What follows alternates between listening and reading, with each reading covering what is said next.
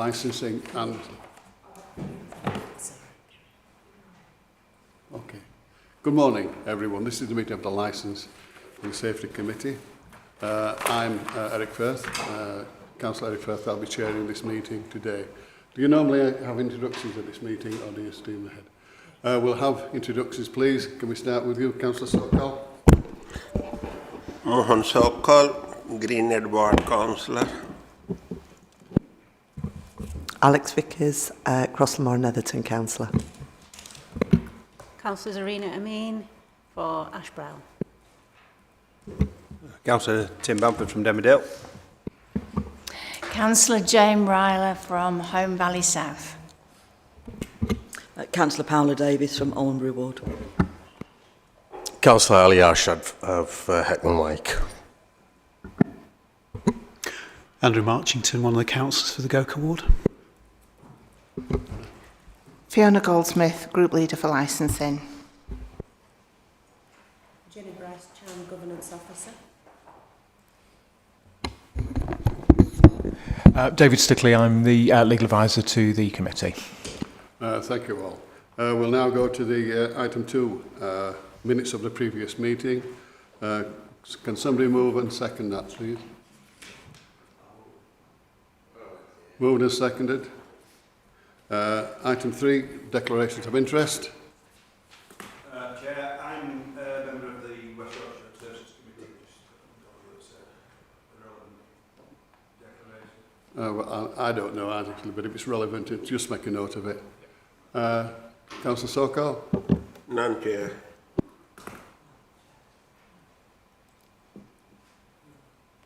No interest from the rest of the members. Item 4, admission of the public. There are none. Item 5, deputation of petitions. None received, Chair. None, thank you. Item 6, public question time. Again, we've received no public questions, Chair. Thank you. So we go to item 7, proposed revision to statement of licensing policy. Fiona? Good morning, thank you, Chair. So today we have brought to you the report in relation to the Statement of Licensing Policy under the Licensing Act 2003. There's a statutory requirement for the licensing authority to prepare and publish a statement at least every 5 years. The Statement of Licensing Policy was previously approved and adopted by Council in January 2020. A copy of the revised Statement of Licensing Policy can be seen at Appendix 1. The proposed additions and amendments are shown in red and deletions are in blue.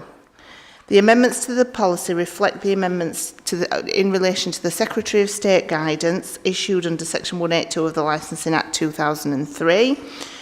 In addition to this, we've also taken the opportunity to give our policy a little bit more oomph, I shall say. So we've beefed it up and given it some extra sections in relation to public safety and things, and what we as an authority would like our licence holders to adhere to. So we've added in a little bit more within the enforcement section about how we're going to deal with problem premises. We've added an additional section under Section 8 about the alcohol toolkit. Section 14 regarding spiking prevention, Section 15 which is sustainable event management, Section 16 which is Martin's Law, so it's the counter-terrorism aspect of it, and Section 17 a safer nighttime economy for Kirklees. Prior to carrying out the consultation, we did some very extensive engagement with the responsible authorities before we put pen to paper, as it were, to ensure that when we went out to consult, we were confident that it was a robust policy in the first place. The formal statutory consultation took place for 8 weeks. It commenced in July and ended in September. The consultation results and council responses, the council's response to the comments can all be seen at Appendix 2, so that's page 77 of your pack. As you can see from the comments, we did only get 9 responses, but I am actually putting that down to the fact that the policy is a robust policy, and because we did the pre-engagement, the responsible authorities had input into it prior to it being consulted upon.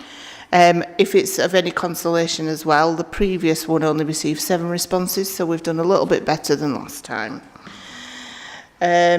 So members today are asked to consider the proposed revised licensing policy statement and the responses to the consultation and make a formal recommendation to full council that the proposed policy attached to Appendix 1 be adopted as the council statement of licensing policy for the period 2025 to 2030. The council meeting that we're requesting it goes to is Wednesday the 18th of January. And that is as proposed following consideration, so it can either be as proposed following the consideration of the consultation responses, or if members feel there need to be amendments following consideration of the consultation responses. It's a matter for you, Chair. Thank you, Fiona. Members, are there any questions or comments? Councillor Sokol. Yeah. This is our policy or council policy. We have to revise our council policy every 5 years, yeah? Well, what I'm looking into the consultation process, yeah? You said you have done a very extensive consultation, but the response back is very poor, isn't it? Only nine responses we got back, yeah? Is that mean everybody, the public is happy with the contents of the revised report or some other reason? Thank you for the comment. I think we're never going to know if members of the public are happy with it.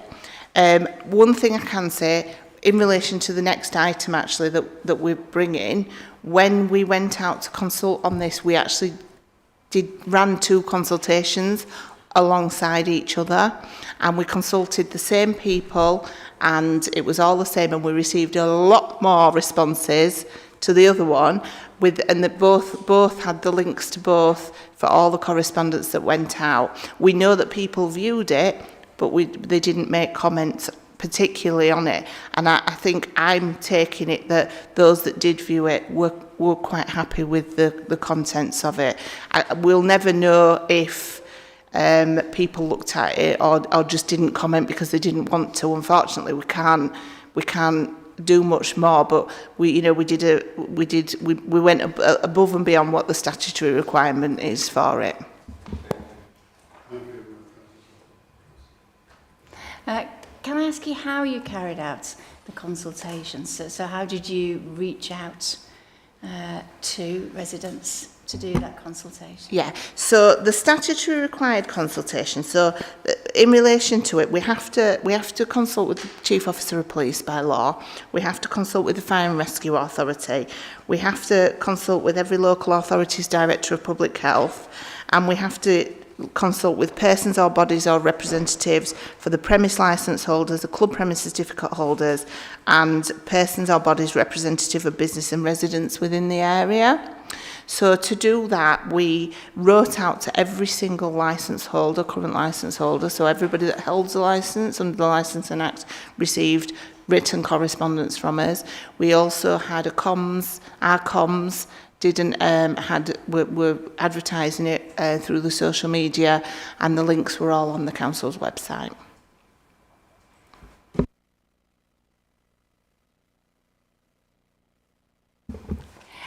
I guess I just wonder whether only a small number of residents may have actually seen the consultation. That would be my concern, that maybe not enough people had actually engaged with it. But I guess I don't have that evidence. Thank you for the comments. Out of actually all the people that have responded, 4 of them were members of the public, so the majority that did respond were members of the public. 4 were from existing licence holders, and then we had another from one of the parish councils. Obviously, you can do a little more, Fiona.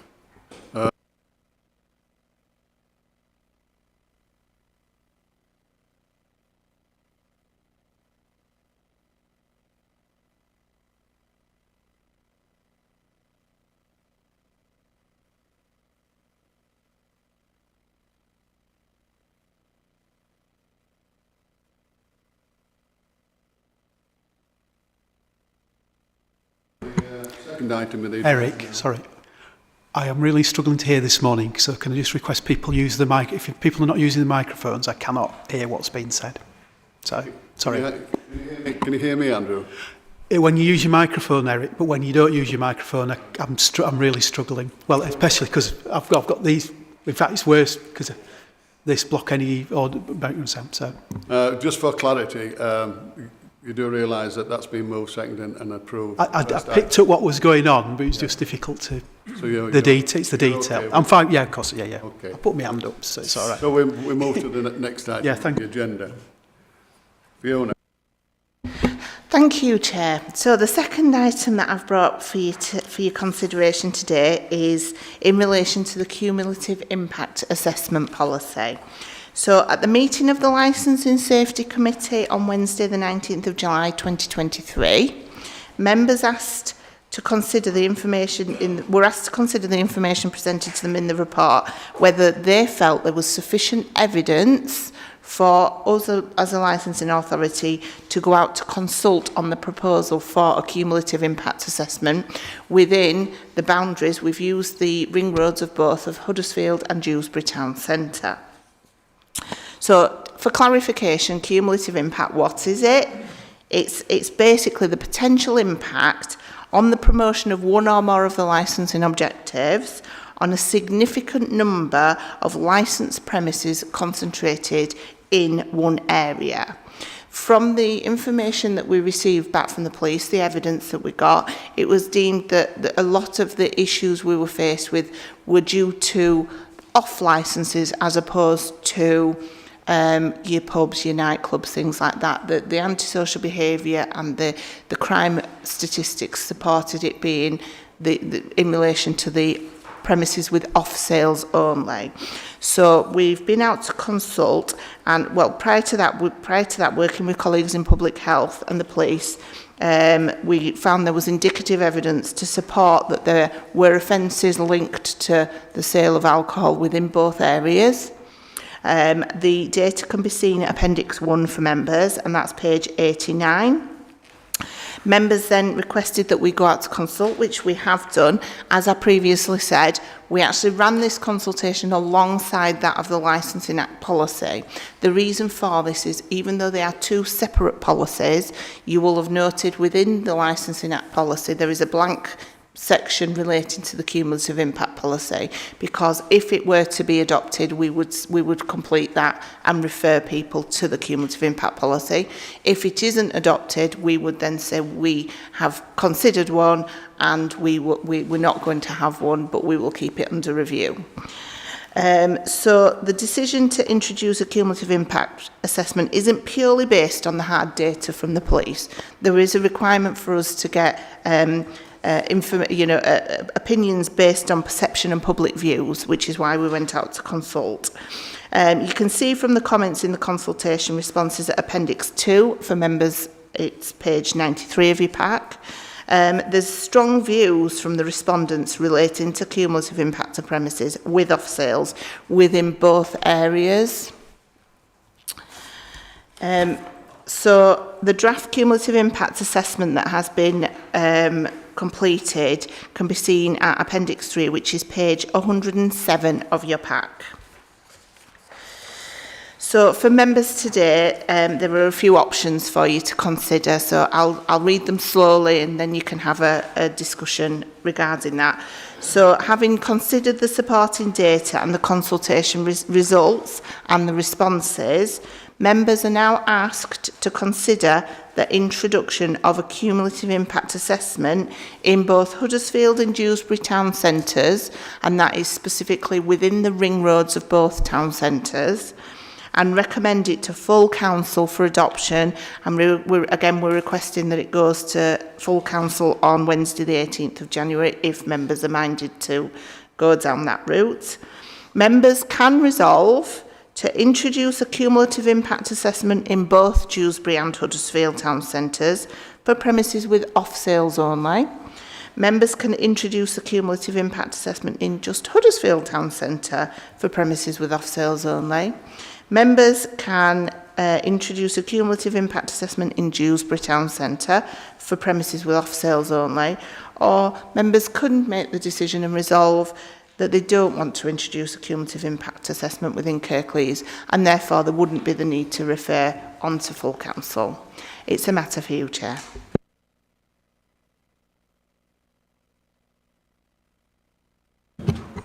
Thank you, Chair. Fiona, can you tell me what the costs are involved in each stage and potential result in terms of policy, how it would impact? When you say cost, do you mean in relation to the consultation or just the bringing in of the actual policy? For each stage, so for each option that you've given? All right, so in effect, there's no major cost attributed to having the policy in itself. The consultation would be costly, but because the fees that we charge within licensing, that covers the cost of running the service. They're statutory fees, and any consultations has to be borne by the budget within the licensing service. We've carried out the consultation in line with the statutory requirement to do so. If you want to bring in the policy's there. There's no additional cost at that point. It is just merely a tool for members to use if we receive applications for new or variations of existing premises within that area. Now, I appreciate there may be comments regarding the existing premises. That's not something that we can deal with regard to this matter, but we do have existing enforcement tools that we can use to deal with existing premises if they are undermining one or more of the licensing objectives. So it is a case of it's not going to cause any additional cost to the council to have this as a policy.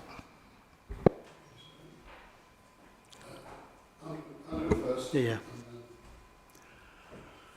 Thank you, Fiona. I think it's been a really worthwhile exercise to find out what is going on. And it was interesting, your latter comments about what would be the impact of the... all we can do is actually limit the number of additional potentially off-licence premises within the ring road, and that might not sort out the current issues that we've got. I would think, certainly for Huddersfield, sort of the biggest off-licence premise is probably the supermarket at the top of the town. So I don't know. So it'd be interesting to know where people are buying where the drink is, which premises exactly they're coming from, and what we could do in the licensing terms to do that. So it probably is worthwhile having for both town centres to do that, but it's the start of an ongoing piece of work and a conversation, isn't it? And if we do bring it to council to actually say, well, what else can we do about antisocial drinking that goes on in the two town centres? I suppose on balance, recognising that it appears, as we know over the years, the licensed premises do appear to be, in terms of door staff, in terms of the sales and everything, do seem to be working within the letter and the spirit of the licensing policy to do that. So I think I'm in favour of that. Thank you for the work. I think I'm in favour of it. I'm not sure it's going to there's more work to be done to sort out the issues that have been raised with the consultation. I think we need to be thinking about working with partners to see how we can do that. Yeah, I think, sorry, can I just respond to that, just if that's okay? I think one of the things you said, it's not going to fix the problems, and it's not. It won't fix all of the problems, it can't, but it is a good tool to help with the problems. So it's not a fix-all. It's not going to come in and say, right, that's it. It's going to sort out all of the issues that are within the town centres. I think I did have a comment at some point from somebody that said, well, what happens if it just moves out of the town centres? What happens if they go outside the town centre and we suddenly see an influx of off-licences, coming somewhere else? I think the answer to that question, I know it hasn't been asked today, but I'm sure members may have thought about it. The reality is, if that happens, then we can say we'll review, we'll look at the police data in the new areas, and if it is causing an issue, we can look at it and be more explicit in the areas that we have the policy for. Given the level of urban decay in Dewsbury, I would absolutely and wholeheartedly, and I hope everybody in here feels the same way, for we need to take charge, and this would be really welcome. I just hope everybody feels the same way. Again, if you guys were to inform me that Huddersfield, the same is needed, I'm backing you all the way. I just know about Dewsbury, and for that reason. Thank you for that. As the one councillor that's here from Dewsbury, I do agree with you. Councillor Sokal. Thank you, Chair. I would like to introduce this policy in both Dewsbury and Huddersfield. But I'm not sure when we're talking about the town centre, is that mean to cover the whole town centre or part of the town centre where we have some mainly antisocial behavior at night time? Especially I don't know much about Dewsbury, but in Huddersfield we always have some problem in the Cross-Church Street area, the other one. If you look the other side, it might be only bus station antisocial behavior, not other part of the town centre. So why am I raising this one? Because when we introduce policy or follow the policy, we need some resources from both from council officer and the police as well to impose those policies. Yeah, that's why I'm a bit concerned. It's not easy to cover the whole town centre at night time or whatever, because most of the antisocial behavior occur in night times. Thank you. Yes, I can respond to that. So we've chosen to put it the area around the whole of the ring roads of both Dewsbury and Huddersfield. The policy will not affect the fundamental way we deal with licence applications.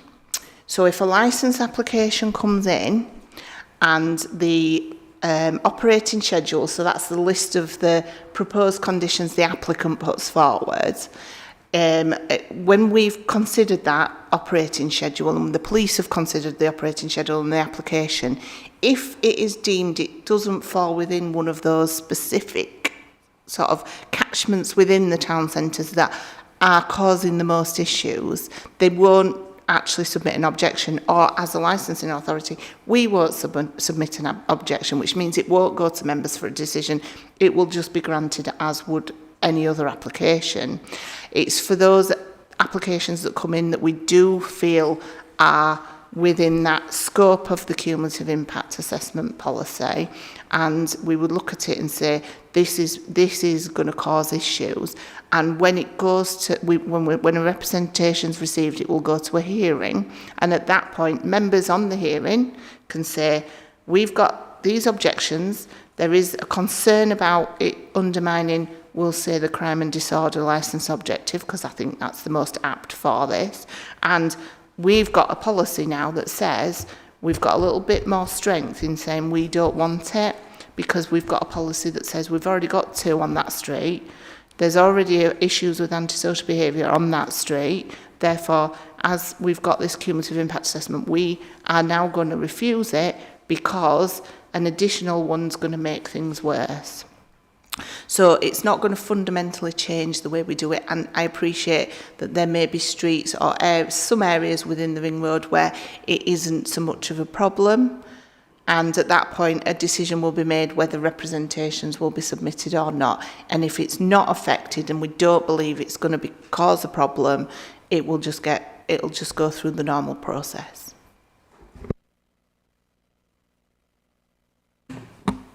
Okay, Andrew. Thanks, Eric. Just to come back, are the street drinking control zones still in place in Dewsbury and Batley, the alcohol control zones?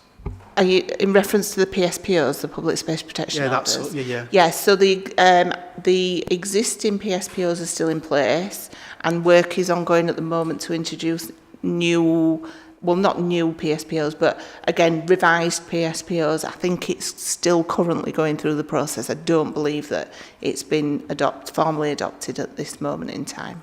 I just think that alongside that, so this is giving us information and then just strengthening the tools without being draconian about it. So we do know, I mean, both Dewsbury and Batley, there are premises that are licensed, the cafe style stuff is actually a positive, but on the other hand, you want the tools to be able to deal with antisocial drinking. Really.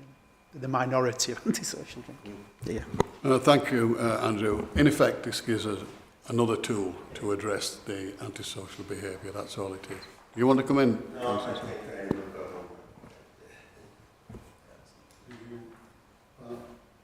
Go, Jane. Okay, yeah, thank you.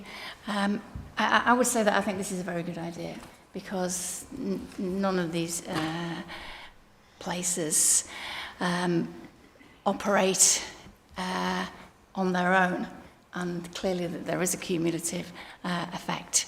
I'm just wondering whether the results of this, as we go through this process, will be a sort of like a live process where that can then bring about change over that period of time, then as well, whether that's maybe in terms of policing, wardens, etc., rather than waiting several years before and then having the report, if that makes sense. I do. Yes, I mean, ultimately, the statutory requirement is that we review every 3 years. If we find within the next 12 months that the crime statistics drop dramatically, you know, we may say, actually, we've come to the point where we don't need the cumulative impact assessment anymore, so we'll bring it back for members to look at. If we find, as we said previously, if there are other areas that it's sort of moved to, there is no reason why we can't. Ultimately, I think we judge it based on sort of complaints that we may receive into the service. So if I find that we're suddenly still getting loads and loads of complaints about something, we can look at that. And, you know, there's no reason why we can't review prior to the 3 years.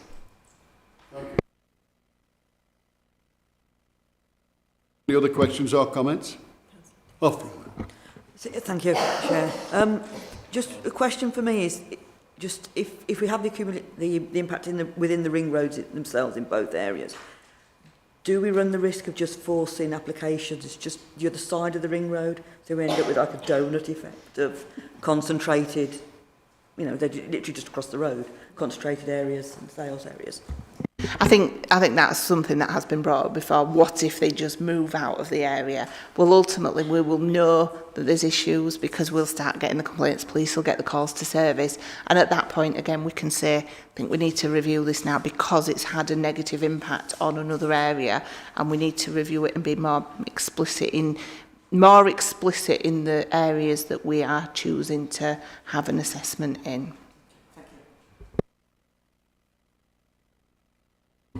Are there any more questions or comments? Go on then. Yes, please. Andrew. It's a good debate, isn't it? So would there be a future possibility of tweaking the boundary? So following on from Paula's thing about a donut effect. So you can imagine people moving up to Greenhead Park in Huddersfield, or in Dewsbury across to heaven forbid, the Minster grounds, you know, and so like. So can we tweak the boundaries in the future? Yeah, there's nothing stopping us. So if we get, if you know, after 12 months, 2 years, whatever it might be, if we suddenly say we seem to be getting an awful lot of complaints in this area, or we see that we're getting an influx of applications within a specific area, and then we see that the police data is supporting the fact that there's antisocial behaviour being caused by it, then we can review that policy and say we're now going to review it. And you know, it might be that we say, well, right, we're going to scrap the ring road totally. We're going to say it's not ring road anymore. We're going to say we're going to be very explicit on the areas that we pick. So area around Greenhead Park or a specific street within the town centres. We've kept it broad at the moment for the purposes of, we do have the police data that support it's an issue, and we've kept it broad to see if we can, you know, if it does have an improvement, or you can also see if there's issues elsewhere following us introducing it.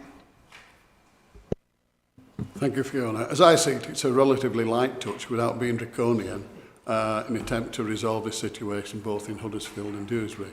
It can be amended going forward, but we are where we are at the moment, and members seem to be quite happy and to recommend this. So can I move to the recommendation, please? Fiona did say there were several different kinds, but I would, if you don't mind, move the recommendation that the introduction of a cumulative impact assessment for both Huddersfield and Dewsbury Town Centre. I'll move that from the chair. Is that seconded? It's unanimous. Thank you. Fiona? Do we have to refer it to council? Can we not just go on with it? No. So this will be referred to the January meeting of full council. Okay, thank you.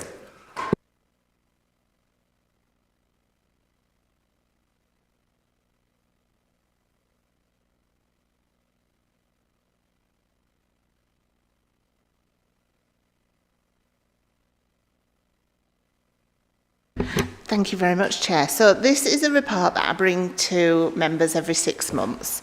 I won't bore you by going through every statistic and every page that I've written, because it is very statistic led, and numbers aren't very interesting. But I will just mention a few if that's okay. So this is to provide members with an update regarding activities between the period of 1st of October 23 and the 31st of March 24. So in relation to number of hackney carriage and private hire licences that we have had as of the 21st of October, and it will have changed now because it changes daily. At that point in time, we had 5,820 current licence holders. So that can be anything from a driver, a vehicle or a licensed operator. Members will see that in the period that I've mentioned, we have dealt with 2,304 applications within that 6-month period, which is an increase from the same period the previous 2 years. There is a section regarding vehicle testing. I won't go through all the statistics with you, but if members do have any questions, happy to answer them. I'll move on to the service standards. So within the taxi service, we've got service standards that we say we are going to adhere to. So we're going to deal with your application from date of application within a set number of days or weeks. So, and this for drivers, we're 75% within target. For vehicles, we're 92% in target within that period. And for operators, we're 84% in target.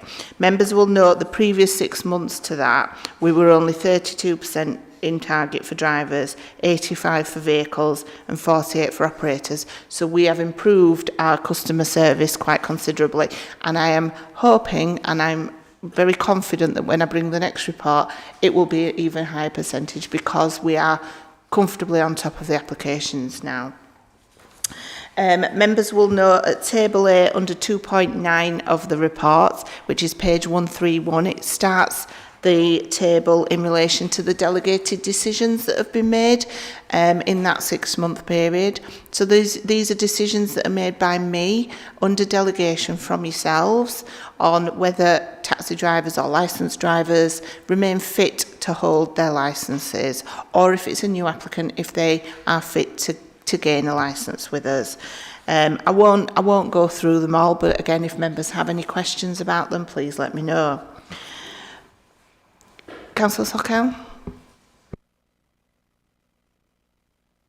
Yeah. Chair, I used to get quite few complaints from taxi trade or individual taxi driver regarding our system, how they fare. Every meeting, I never miss any meeting, I never get any email or telephone call. Yeah. But this time, it seemed to me, I haven't got any complaint from any taxi trade or taxi driver, either hackney carriage or private. So it seems they are well satisfied with the way the system is working. So I'm happy to move it. Praise Fiona. Thank you very much, Councillor. I think from my point of view as well, I think if members remember, those that do remember that we're here, I've been in post now for nearly 4 years. When I first started, every day I would open my emails, and every day I was receiving emails from members, I was receiving emails from trade reps, I too am similar to you, Councillor, that the numbers that I get have dropped considerably. best will in the world, we always get situations where we may have something happen which has caused a delay for somebody. When that happens, and it can be a delay that's out of everybody's hands, we do ensure that that person is dealt with as quickly as possibly when we possibly can. So I think the way that we've turned things around and the process that we now have in place are effective. And you're right, I don't get the complaints either, so I'm quite confident that the trade at the moment, as happy as they are, as happy as they can be with the licensing service.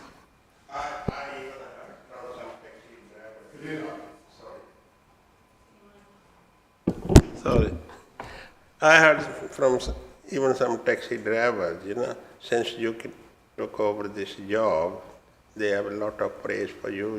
The Fiona is always open to listen to them, and she tried to sort out every individual or trade matters. Thank you. Councillor Asher. Yeah, I'm going to actually reiterate what Councillor Sokal has said, because we don't often give credit where credit is due. And Fiona, after doing a recent election campaign, being the astute person that I am, I went down to the 3 taxi ranks that there is in Heckman White, and I absolutely came across nothing that was of merit that would have been helping and supporting, the taxi drivers. Whatever little there was, it was more of an education piece for the drivers themselves. But the firms seem to be happy as well. So whatever you're doing great, because historically, I've known the complaints and the issues that taxi drivers have brought to the community. So thank you.